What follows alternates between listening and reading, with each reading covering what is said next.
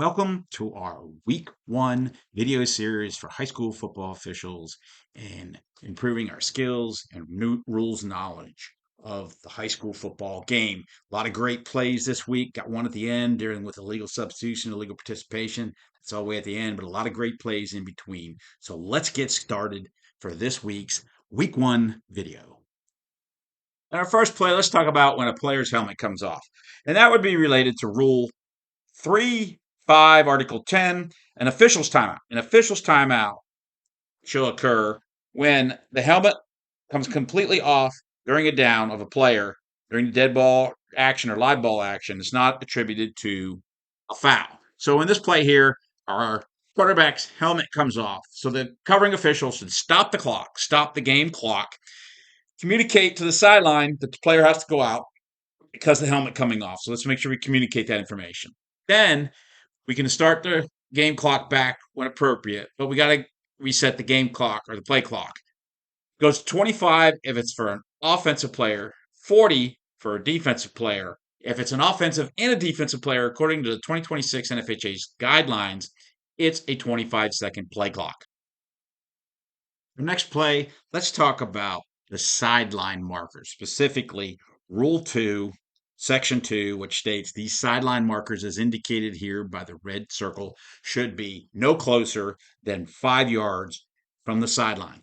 Prior to the game, when we take the field, this is one of the things we should do to get these moved out of the way, move them back to the track, but get them out of the way so they do not interfere or maybe potentially an official trip over them. Let's move them. The other thing here prior to this play that we're going to look at, we're going to look here in the back of the end zone. We have specifically a bag sitting in the 2-yard restricted zone. Again, we need to stop this play or prior to the beginning of the game, look over the field and move these things out of the way so that they do not become an obstacle that impedes us in officiating and causes a safety hazard. Check the field out prior to the game for your safety and the safety of others.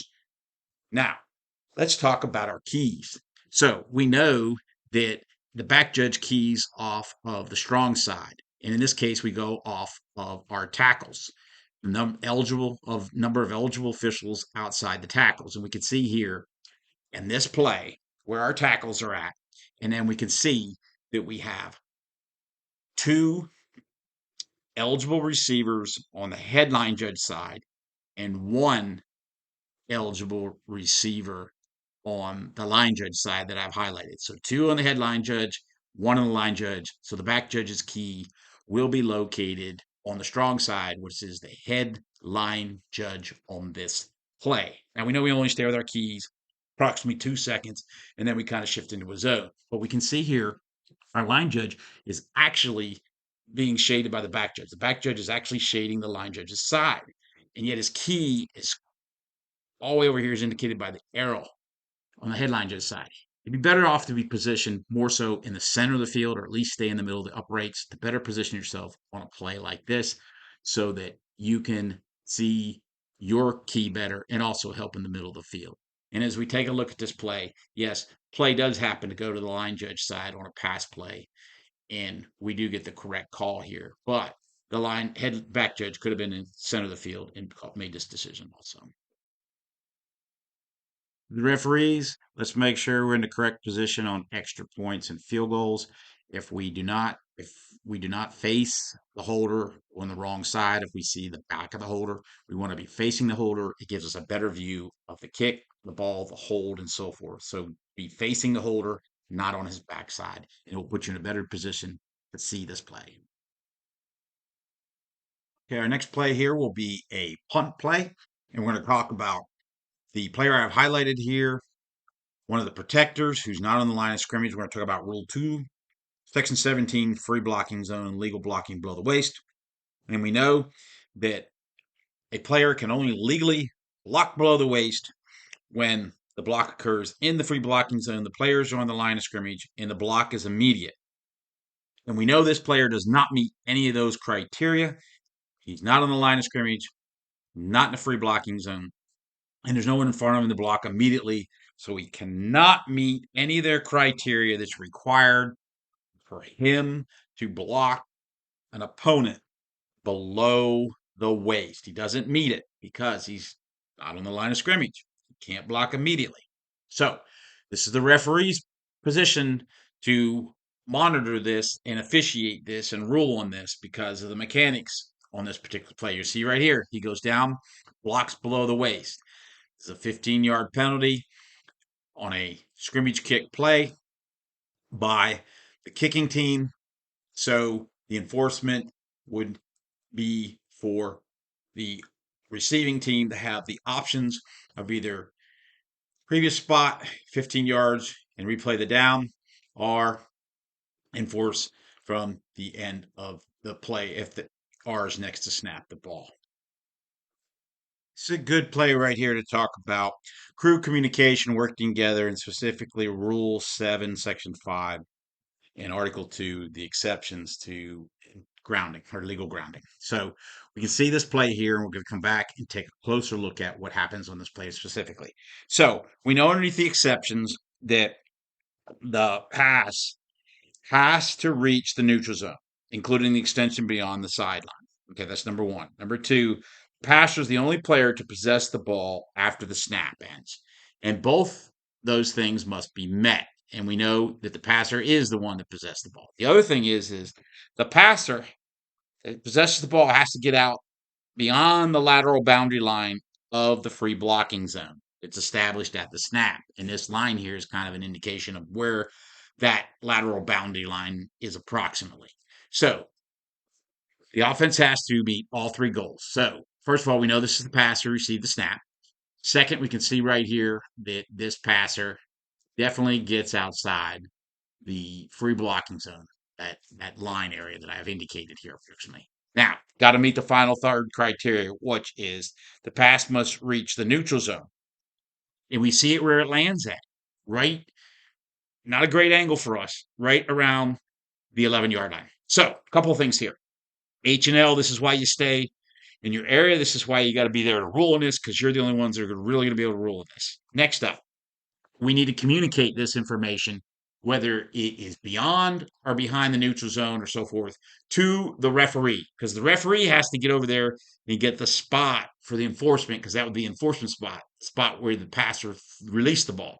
So this involves communication. Use your whistle, use your voice. If you're using radios, use your radio, but you got to communicate this information as quickly as possible to the referee and communicate it effectively so we can, as a crew, can get this call correct on a play like this. All right, let's take a look at the new mechanics for kickoff. We know that on our kickoffs, the head line judge and the line judge have been moved to a different position. And then we can see on this play where it comes into play. Now, we know by the mechanics manual that they can move up as long as they're behind the deepest receiver. But we can see on this play specifically, our line judge does move up, but the ball goes out of bounds on his side near the pylon. And it clearly, to me, looks like it was inside that pylon. But this is one of the reasons why we have moved the H and the L back to the pylon to be in position to help rule on this ball, whether it is out of bounds or it is inside the pylon in a touchback. So as you can see here, it does come into play in week one. And specifically, we need to be aware of whether our kickers are capable of reaching the end zone or not and be in position. We're probably better off to start deeper and work up as the game proceeds. Our next play is also relevant to another change in our mechanics on field goals and extra points. So we're going to watch this play right here. This is third down. I can tell you it is the beginning of the second quarter in this game. So there's no specifically rush, but we can see where the third down play is incomplete pass, and now we have to transition to a potential field goal in which they set up in. So our umpire is standing there right around our 21-yard line. And this is what you need to talk about in your pregame. So where's that umpire going to go? He's going to come back and spot the ball, and you can see him here. Apparently came back to spot the ball. Then we had the line judge coming in to hold the play up. And then he's got to run all the way down to underneath the upright. Or on that third down play, would you say, go ahead, umpire, and start working your way to the upright, and the line judge and referee will work on getting the ball spotted as you're transitioning to that position. Need to talk about this before it happens in your game. Now, in this particular play with an incomplete pass, it works that we have time, and you'll see that they hold the snap up because the clock is stopped, incomplete pass, and they reset the play clock to 25. But in a game where we're coming close to the end of a second or fourth quarter, and the game clock is still running, are we going to be able to hold this snap up and then the team not get the snap off and not get an opportunity to maybe kick a game-winning field goal? So, need to talk about this in your pregame and how are you going to handle this with your umpire transitioning? Are you going to have them after the third down play spot the ball, or are we going to have someone else spot the ball and then hold the play up, as in this case, the line judge does, and give the umpire time to get there? Now, like I said, in this play, it works because we had an incomplete pass and we're at the beginning of the second quarter. But we need to talk about it in our pregame. We need to be prepared for that game when this situation right here happens. But the third down play, the clock is running. The offense hurries up their field goal team on from a distance, and they're wanting to get it off. And we would not want to hold them up and then time run out, and then we have to say, we're sorry, coach, you couldn't kick your field goal. We were not in position. I know it's a big transition for the umpire to get there, but we need to talk about it. Your crew needs to have a plan in place and a discussion for when this happens. And potentially, my plan is to send the umpire at the end of third down and start working his way there.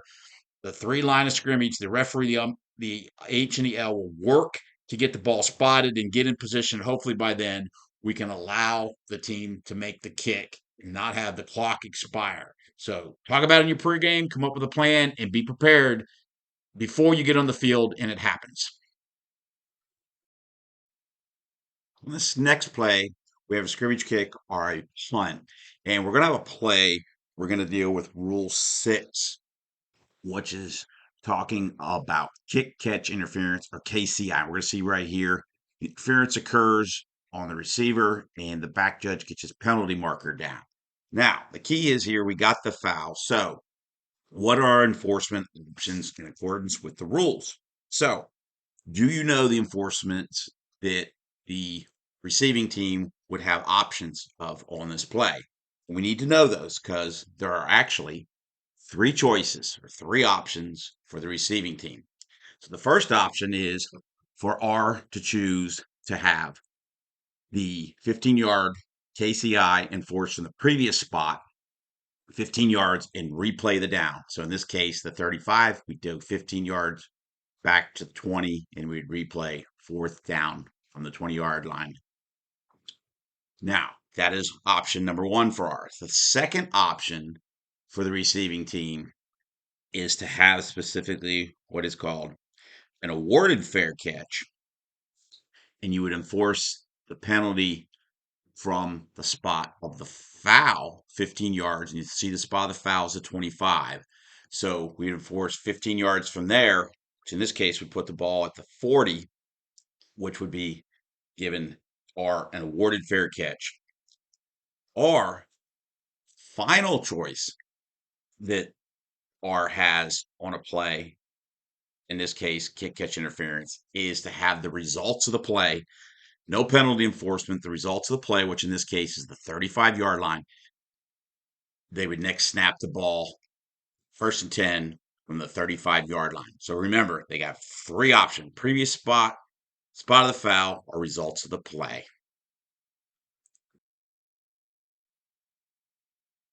Another kickoff play here. Our focus will be on our umpire at the 50-yard line. Just taking a look at the mechanics. We can see our umpire right here. After the wave of players goes by, the umpire, by the mechanics this year, 2026, is to move on the field. So wait for that the wave of players to go by. Also, the arrows indicating where the umpire should be looking for areas of engagement up here where the blocking begins. And then we can see our umpire right here starts moving onto the field after it's safe to do so. And we're going to lose sight of the umpire here for a moment, but we'll get the umpire back. As the umpire moves onto the field inside the numbers, you can see him shows up again here and is officiating from, out in front of the play, looking back at our H, L, and R. So now we have the play boxed in. On the other side of the field, the back judge should be in about the same position on that side, maybe a little deeper. And so that's the way we can get the play officiated from all angles. Play right here has several things to talk about. Our focus will be on our line judge. I have highlighted inside the circle, specifically on positioning and mechanics. So, line judges, let's move off the field. Let's move into that 2 yard area, which is your area, the restricted area to work in. It specifically says that is the area for the official. Second of all, is this is your key right here, line judge, because the strong side of this formation is on the head line judge. So that's your key. So notice recognize your key. So you go in the normal play, you go snap, tackle, and then to your key. Also, notice that the cushion from the defender, there's about 8 yards, which means there's not going to be immediate contact. So that gives the line judge a little bit of time to transition to their key and not have to go right away if they were playing press. The other thing here is if the line judge backs up in his field of vision, he's going to be able to see his key and potentially maybe help a little bit with the blocking of the tackle in this play. Now, we also know that this is the referee's key because it's a right-handed quarterback. So the referee's focused on this key, but the line judge, if he has time, can help. And you're going to see right here on this play how that tackle grabs the front of the defensive player and yanks them down. And this seems to be a common blocking thing that offensive linemen are doing where they grab and yank them down quick. You'll see right here. He pulls him down, and this is a hold. It's potentially the line judge could see this, and the referee could see this by where it happens. You also can notice if we back the line judge up there, he doesn't have to go to his key right away.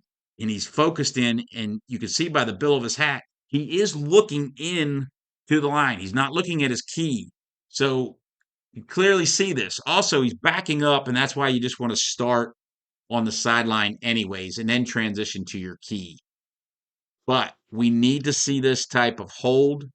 The final thing here is officials, make sure we're giving the incomplete pass signal like the back judge. Make sure that's the signal. The line judge here kind of gives a stop the clock, but we want to give the incomplete pass here signal like the back judge does. We want to mirror that.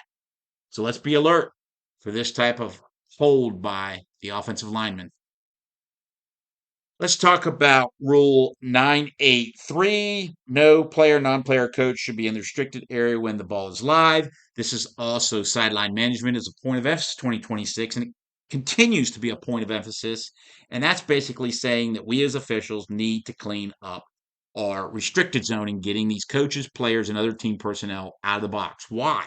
Well, it's a rule, number one. Two, it's to minimize the risk or safety to our officials, most importantly, and then our coaches, not that they're not important, but our players too. We want to minimize the risk. We don't want to be running into them.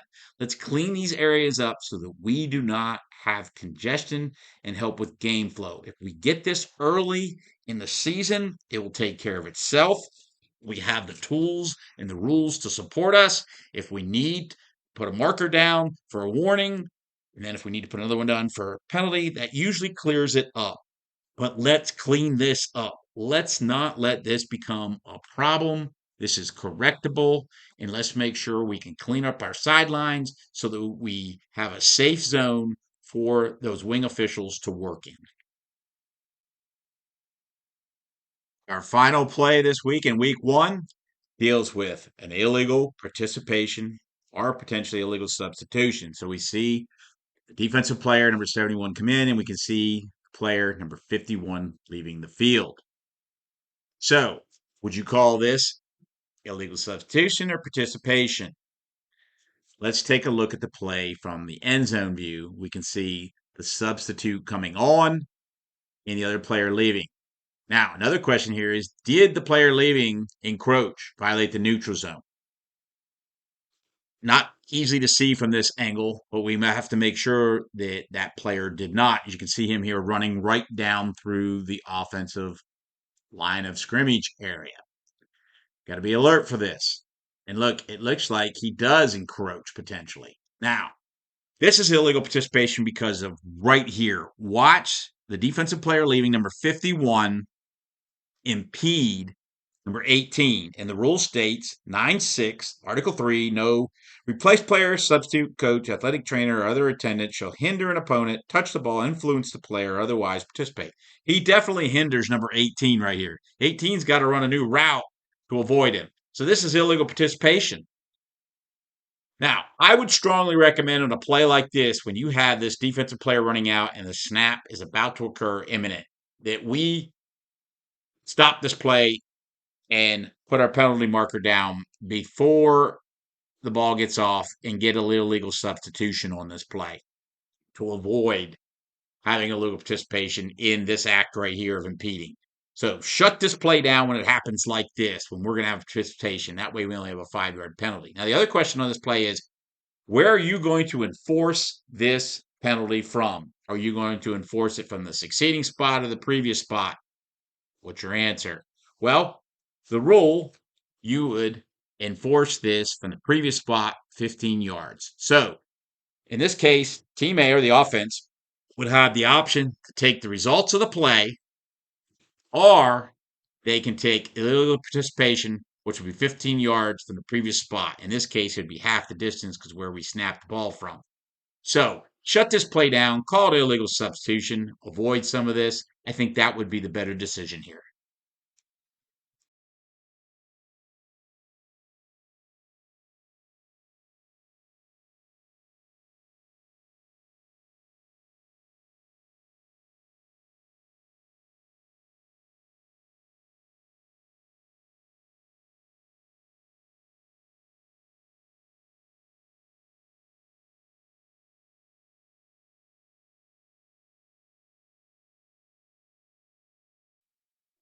Thank you for taking the time to watch week one's video. I hope the information in this video helps you in officiating your game.